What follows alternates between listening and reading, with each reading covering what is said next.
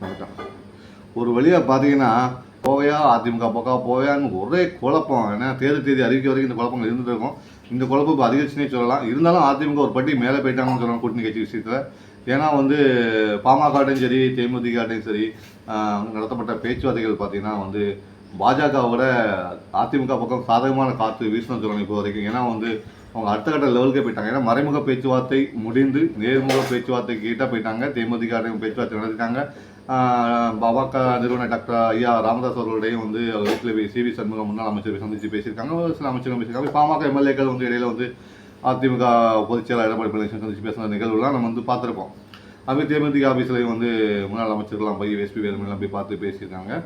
ரெண்டு கட்சிகளுடைய உடன்பாடு ஏற்படுவதற்கான தொகுதி பங்கு விவரங்களையும் வாங்கியிருக்காங்க. ஏன்னா ஏற்கனவே முன்னால் பதிவு போட்ட மாதிரி 3 தொகுதி 4 தொகுதியில் வித்தியாசம் இருக்கும். அது எந்த தொகுதி உங்களுக்கு தெரியும். சேலம், தருமபுரி, கள்ளக்குறிச்சி, ஆரணி இந்த மாதிரி தொகுதிகளில் கொஞ்சம் பிரச்சனைகளாக இருக்குது ரெண்டு கட்சிகளுக்கு இடையே. அதை பேசித்துக்கொள்ளலாம் சொல்லப்படுது. அந்த வகையில் கிட்டத்தட்ட அதிமுக கூட்டணியில் பாமக தேமுதிக கட்சிகள் இணைவது கிட்டத்தட்ட 80% அளவுக்கு உறுதியாகிடுச்சு. ஏன்னா நேரடி பேச்சுவார்த்தையிலே அவங்க இறங்கிட்டாங்க. பாஜக அடிப்படையில் பார்க்கும்போது மறைமுக பேச்சுவார்த்தை தொடங்கியிருக்காங்க. அது நேரடியாக பேச்சுவார்த்தை இன்னும் மாறலை. இன்றைக்கி கூட மோடி அவர்கள் பங்கேற்கும் விழா நடக்குது. ஒரு வேளை அந்த மேடையில் முதல்ல ஏறுவாங்கன்னு தெரியல. ஒருவேளை எதுவும் அரசியல் எதுவும் நடக்கலாம் இல்லையா. ஆனால் தற்போதைய நிலவரப்படி அதிமுக கூட்டணியில் பாமகவுக்கு தேமுதிகவுக்கு மற்ற இதர கட்சிகளுக்கு ஒதுக்கப்பட்ட தொகுதிகள் விவரம் என்ன அப்படின்னு ஒரு விவரம் வெளியாக இருக்குது. அதையும் நம்ம பார்த்துடலாம். அந்த அடிப்படையில் பார்த்தீங்கன்னா அதிமுக இந்த முறை 23 தொகுதிகளில் போட்டியிட போகிறாங்க. மீதி கூட்டணி கட்சிக்கு ஒதுக்க போகிறாங்க. ரெண்டாவது கூட்டணிக்கு பெரிய கட்சியாக பாமக இருக்கும். பாமகவுக்கு 7 சீட்டுகள் வழங்குவதற்கு அதிமுக தலைமை முன் வந்திருப்பதாக சொல்லப்படுது. 7 தொகுதிகள்.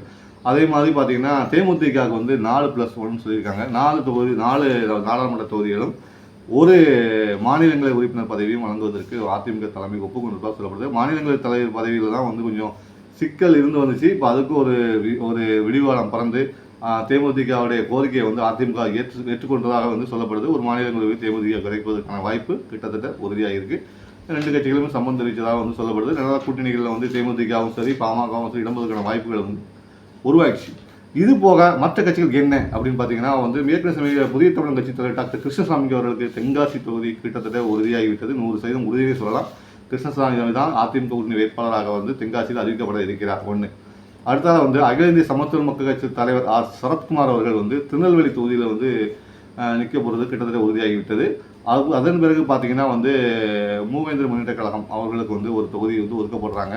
அதுக்கு அடுத்தபடியாக அவங்க மயிலாடுதுறை ஒதுக்கப்பட வாய்ப்பு இருப்பதாக சொல்லப்படுது. எஸ்டிபிஐ கட்சிக்கு மத்திய சென்னை தொகுதி ஒதுக்குவதாக சொல்கிறாங்க. அது பூவை ஜெகன்மூர்த்தி தலைமையிலான கட்சிக்கு திருவள்ளூர் தொகுதி ஒதுக்கப்பட்டதாக சொல்லப்படுறாங்க. கூட்டணி கட்சிகள் எல்லாருமே பார்த்தீங்கன்னா இரட்டை இலை சின்னத்தில் தான் போட்டியிட போகிறாங்க. பாமக மாம்பழம் சின்னத்தில் கலங்கான இருக்கிறாங்க. தேமுதிக அவங்களுடைய மத சின்னத்தில் கலங்கான. அது போக மற்ற கூட்டணி கட்சிகள் இதர கட்சிகள் இருக்காங்க சின்னங்கள் இல்லை கிடைப்பதற்கு கொஞ்சம் சிரமம் இருப்பதனால இரட்டை இலை சின்னத்தில் போட்டியிடுறதுக்கு வேண்டுகோள் விடுக்கப்பட்டிருக்கு. அதையும் அவர்கள் ஏற்றுக்கொண்டதாக தெரிகிறது. இதுதான் இப்போதைய நிலவரம். இப்போதைய நிலவரம் மட்டும்தான். தேர்தல் தேதி அறிக்கும் போது அடுத்த கட்டமாக அவங்க என்ன பேச போகிறாங்க, இல்லை ஒருவேளை இவங்க போகிறாங்க அது தெரியாது. ஆனால் இப்போதைய கூட்டத்தில் அதிமுக மெகா கூட்டணியை அமைப்பதற்கு திட்டமிட்டு அதுக்கான 90% பணிகளை நிறைவு செய்துவிட்டார்கள் என்றுதான் சொல்ல வேண்டும். இது பற்றி நீங்கள் என்னைக்கு கமெண்ட் பாக்ஸில் பதிவு பண்ணுங்கள். தொடர்ந்து அரசியல் பேசுவோம். நான் உங்கள் பேனாக்காரன். நன்றி.